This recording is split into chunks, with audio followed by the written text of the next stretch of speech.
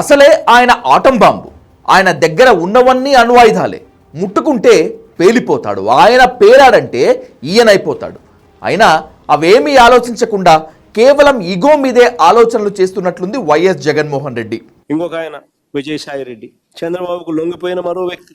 రాజ్యసభ సభ్యుడిగా 3.5 సంవత్సరం తనకు టర్మ్ ఉండగా చంద్రబాబు నాయుడు గారి కూటమికి మేలు చేసేందుకు ఆయన రాజ్యసభ సభ్యత్వానికి ఆయన రాజీనామా చేశాడు. వైఎస్ఆర్సీపీకి ఎమ్మెల్యేల బలం లేదు, మళ్ళీ రాజ్యసభకు వైఎస్ఆర్సీపీ పంపించే అవకాశం ఉండదు అని తెలిసి తన రాజీనామా వల్ల చంద్రబాబు నాయుడు గారి కూటమికి మేలు జరుగుతుందని తెలిసి తన 3.5 సంవత్సరం టర్ము ఆ కూటమికి తాను ప్రలోభాలకు లోనై అమ్మేసి. అవును, విజయసాయిరెడ్డితో వైరం పెట్టుకోవటమే తప్పు.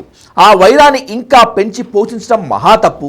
ఇప్పుడు జగన్ అదే తప్పు చేస్తున్నట్లు కనిపిస్తోంది. విజయసాయిరెడ్డి వీళ్లకు లొంగిపోయాడనంత మాత్రాన ఆయన చెప్పేవన్నీ అబద్ధాలైపోతాయా? చెప్పే విషయం బట్టి ఉంటుంది కానీ మనిషిని బట్టి కాదు కదా. అయినా అదే స్ట్రాటజీ పెట్టుకున్నట్లున్నారు Jagan and co. Vijayasai Reddy CID విచారణకు ముందు టీడీపీ నేత టీడీ జనార్దన్తో కలిశారంటూ విజువల్స్ లీక్ చేశారు వైసీపీ వాళ్ళు. విజయసాయిరెడ్డి లొంగిపోయారంటానికి ఇవే సాక్ష్యాలని మళ్ళీ నొక్కి చెప్పారు. మొన్న ప్రెస్ మీట్లో కూడా జగన్ ఇదే మాట చెప్పారు. సమస్య ఏంటంటే ఇంతకీ విజయసాయిరెడ్డి ఏం చెప్పారు? లిక్కర్ స్కామ్ మీద నేను గతంలో కూడా చెప్పాను. లిక్కర్ స్కామ్లో పాత్రధారి, సూత్రధారి, కర్త, కర్మ, క్రియ అన్నీ కూడా కసిరెడ్డి రాజశేఖర రెడ్డేను అన్నటువంటి విషయాన్ని చాలా స్పష్టంగా చెప్పాను. లిక్కర్ స్కామ్లో రాజ్ కసిరెడ్డి కీలక సూత్రధారి అన్నారు. ఆ తర్వాత జగన్ చుట్టూ కోటరీ చేరింది. ఆ కోటరీ తనను దూరం చేసిందని, అవమానించిందని చెప్పుకొచ్చారు. ఇవన్నీ నిజాలేగా అంటున్నారు కొందరు. ఈ యొక్క ద్వితీయ శ్రేణి నాయకత్వం, వాటిని ఏమంటారు, వీళ్ళు చుట్టూ ఉండేటటువంటి వాళ్ళని కోటరీ.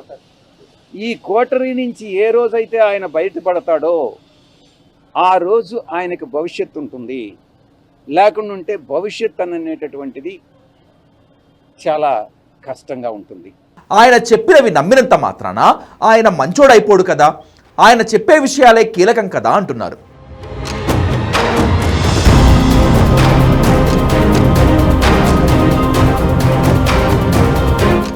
కానీ జగన్ అండ్ కో మాత్రం అలా అనుకోవటం లేదు. ఇప్పటికే ఇద్దరు జైలుకి వెళ్ళారు. అమలుపరిచే ఓ ఐపీఎస్ కూడా జైల్లోనే ఉన్నాడు.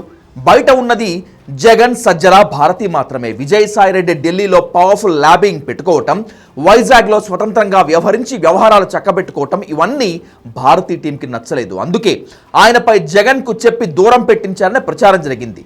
మొదట్లో అంతా తానై నడిపిన విజయసాయిరెడ్డి తర్వాత వైజాగ్ ప్రాంతానికి పరిమితమైతే ఆ తర్వాత అది కూడా లేకుండా పోయింది. క్రమంగా సజ్జల తెరపైకి వచ్చి ఆయనే అన్నీ అయిపోయారు.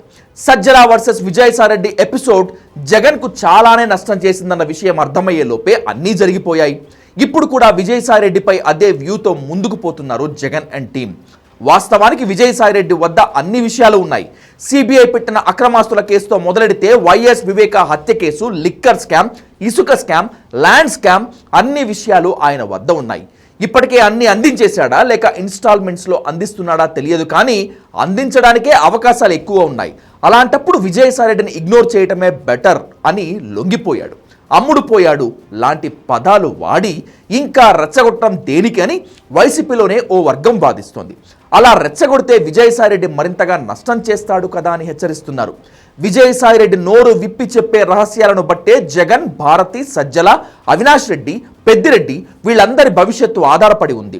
అసలు సిబిఐ కేసులో అయితే సరే, తాను ఆడిటర్ కాబట్టి చేయాల్సి వచ్చిందని అప్రూవర్గా మారిపోయి జరిగినవన్నీ పూసగుచ్చినట్లు చెప్పాడంటే చాలు, ఇక జగన్ బయటకు వచ్చే ఛాన్స్ కూడా ఉండదు.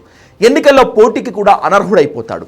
అప్పుడు వైసీపీ భవిష్యత్ ఇంకా శూన్యమవుతుంది. ఇంత ప్రమాదకరమైన అంశాలను గమనించకుండా చిన్నపిల్లల్లా ఆవేశానికి పోయి వ్యవహారాలు చేస్తే చాలా నష్టమని వైసీపీలో ఆ వర్గం గట్టిగా చెప్తోంది.